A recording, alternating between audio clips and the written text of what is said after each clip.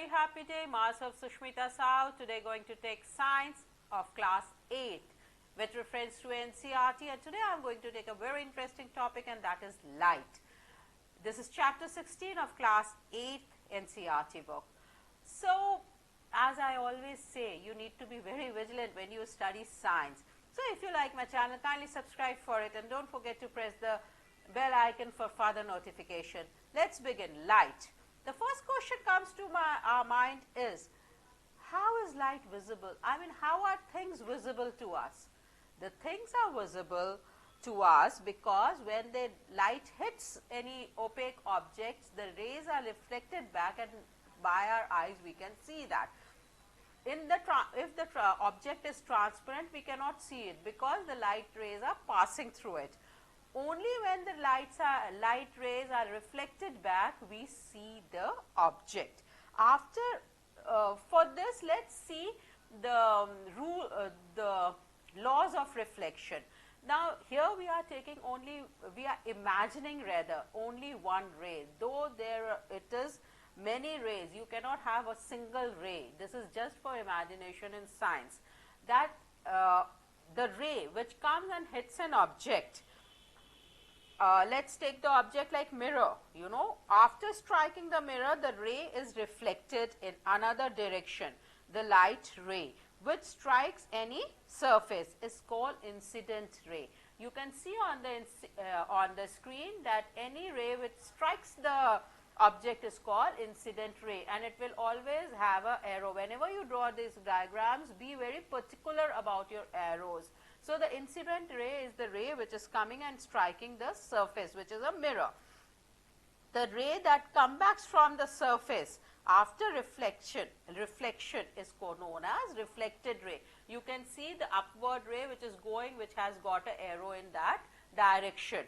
And now the incident ray is the coming ray, and the going ray is the reflected ray. Now this is the reflected ray which we see when they hit the object and they come. This is the ray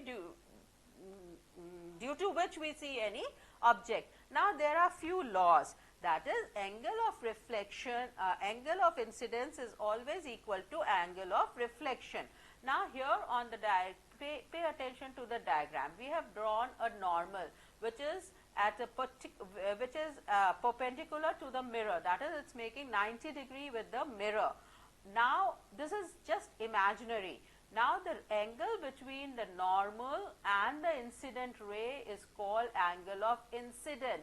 The usual mistake which the children do is they take the angle between the incident ray and the mirror. No, the angle between the incident ray and the normal we have drawn is angle of incident, and this angle of incidence is always equals to angle of reflection, which is the angle between the normal and the reflected ray. So that is angle of reflection, and these two angles are always equal. You can do many practical, you know, at home only for this law.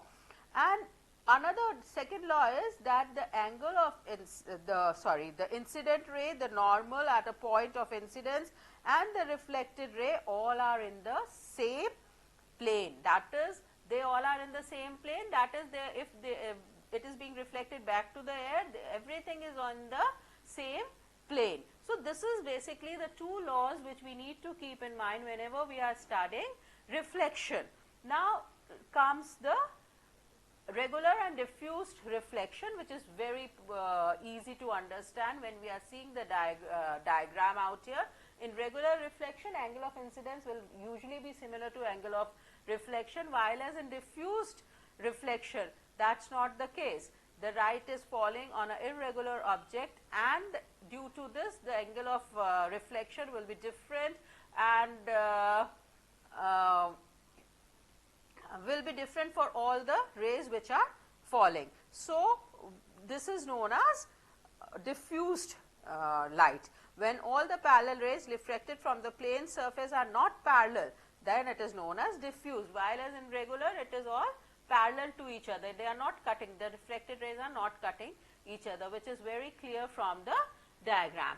So we now understand that in regular reflection all the rays, all the parallel rays reflected from the regular surface are parallel to each other, while as in irregular reflection or a diffuse reflection, it is not same, or they are not parallel to each other.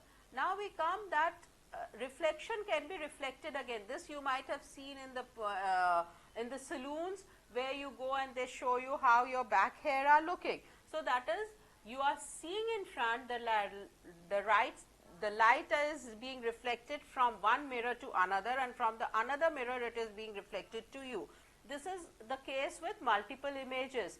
You might have seen many old museums, or many museums where they let you see that thousands of images you can see, and the best example of this is Cardioscope.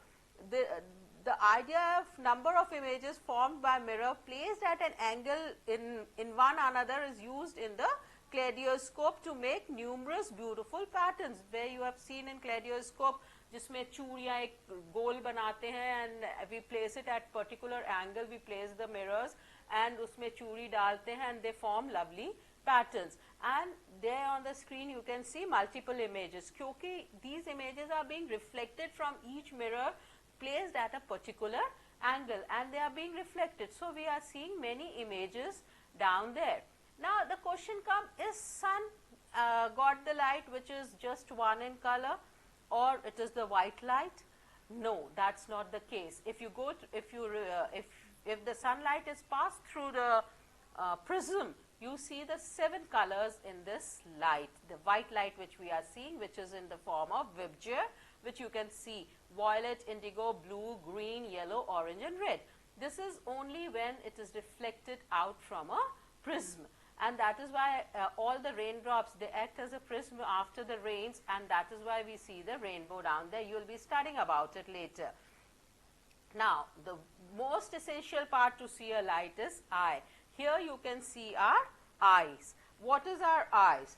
The eye has a strong, roughly spherical shape. The outer coat of the eye is white. It is tough so that it can protect the interior of the eye from accidents. Its transparent front part. See the diagram out there is cornea. Behind the cornea we find a dark muscular structure which is iris, and this iris helps in iris there is a small opening called pupil. The size of the pupil is controlled by the iris. The iris is that part of the eye which gives it its distinctive color. When we say that a person has green eyes, we refer actually to the color of iris. The iris controls the amount of light which needs to enter into your eye, and accordingly you get the image.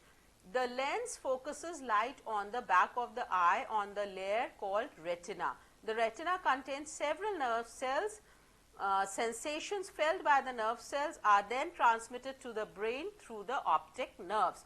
There are two kinds of cells, cone which are sensitive to bright light, and rods which are sensitive to dim light.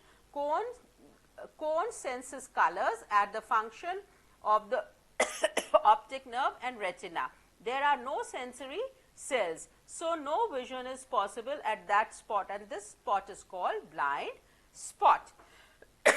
Now you all know we should take nice care of our eyes, so that eyes are very sensitive and you have to take good care of your eyes. You need to wash your eyes. You should not get, your eyes should not be damaged by dust due to pollution. So always clean your eyes very well. And then there are some people, those who are visually impaired, that is they are not able to read or they are blinds. So for them we have got the Braille writing, the dots through which they read, and they are known as physically or visually challenged person. And here we have got the Braille writing through which they read, the dots are there, and these are the pinholes, and they feel it by their hands and they read it. With this, I am sure you might have understood light. Very interesting. This is my favorite topic in science. So if you have any problem, pen it down. I am sure I will be getting your problem solved with this. Thank you so much.